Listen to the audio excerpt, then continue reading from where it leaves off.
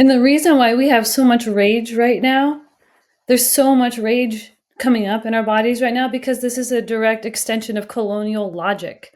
The belief that colonization is justified as this civilizing mission, which was part of the reading that we did last week with Amir Cesar. But the schools were, they were designed this way. They were designed to erase identity, to incarcerate children, and enforce submission in the most violent ways. And this is what's happening in Palestine. They're burning schools, hospitals, places of worship. Their children are incarcerated. There's, the destruction of their schools, hospitals, crops, their lifeways, their families are being separated.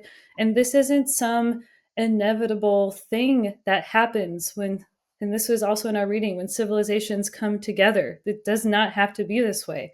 This is out of colonization's drive for capital to acquire land and labor and resources. It's that simple. And then from those places, this is all like one of the things that just really, really tugged at my heartstrings in this film too is the way that some of the elders were reflected, and you can tell that it's hard for them to sit with how much was lost. And it's not even just talking about the suffering. Of course, the suffering immense, but also the immense of cultural loss and familial stories and the ability to relate to each other in loving and healthy ways, the ability to access the land that's like held you and your family. Because I think like land back, I know that this gets thrown around, but it's also not just about I don't know, some romanticized past. I don't think anyone on this call, but hopefully if this reaches anyone's ears, no one's trying to go back to the past. It's not about that. um, but there are different ways to move forward that we can collectively imagine. You gotta let indigenous people be be the ones leading those conversations.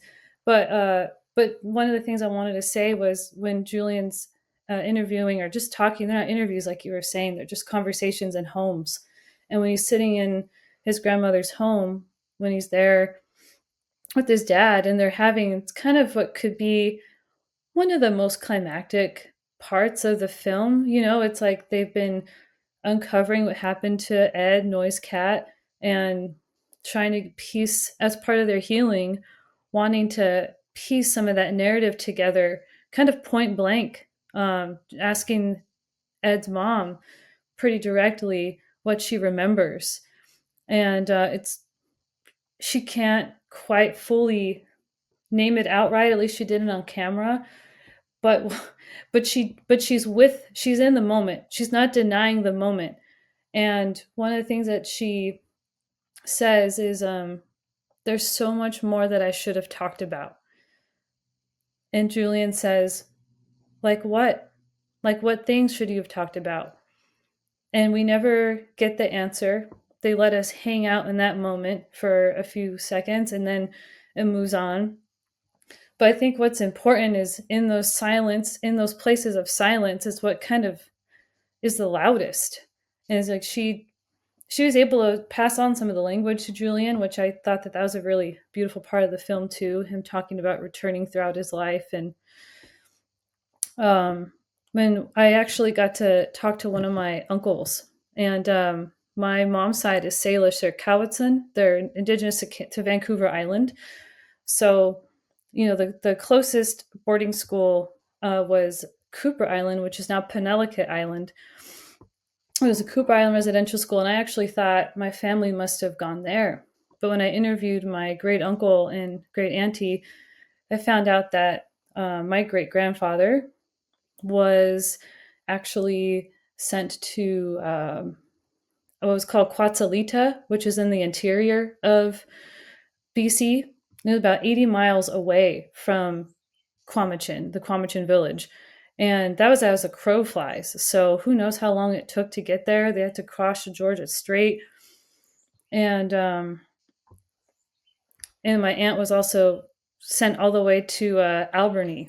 But anyway, my uncle didn't grow up learning the language or I mean, that was his father directly said, I'm not teaching any of the kids our language because of what he went through. He was like, there's no way we're not speaking the language here.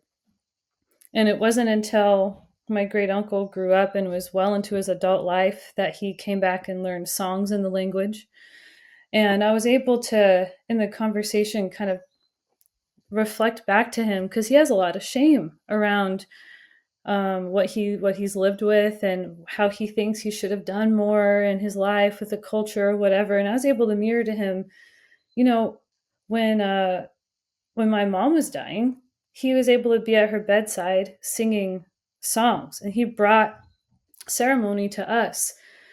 And the thing that came up for him, which was similar to Julian's grandma, is he said, I get like I love to sing the songs. I'm like proud to sing the songs in those moments. And then something that often follows is, what have I been doing my whole life? Why did it take me so long to learn these songs? Why did it take me so long? Because he's in his 80s, and you can tell.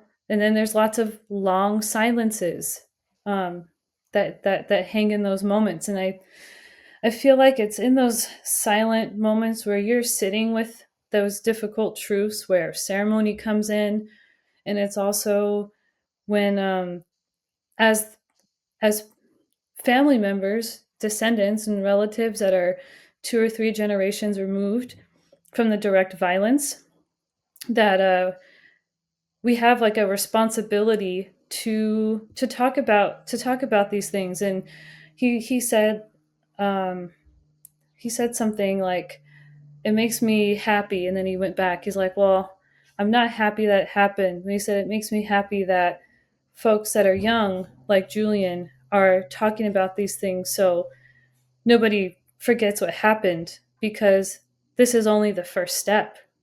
After this, things have to change. And that elder who went to the Vatican said the same thing. He actually quoted the Bible back to the guy too. He said, the Bible says when there's a wrongdoing that you're supposed to first acknowledge, and then second, there's action. He's like, and we've heard apologies, but nothing's changed. Um, but it just, there's a lot that comes up watching this film because it reminds me so much of my aunts and uncles and how they've shared stories and what is said and what's not said and the things that were lost.